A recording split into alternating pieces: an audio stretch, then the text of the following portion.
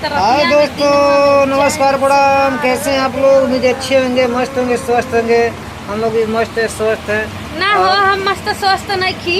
ये मस्त स्वस्थ बाड़ा ने इनकरा सुत्ते के मिले था इतना टाइम टाइम से तो इतना टाइम हो गया, इसको मच्छर काट रहा है। बताइए, कौरे को मच्छर काटा है। देखो तो जो जानता बजा अगर हमारे घर में हेल के हमारे घर देख ले बजा ना तो कहवा हाँ। इमन मच्छर ना डेंगू हो या सन हाँ। डेंगू।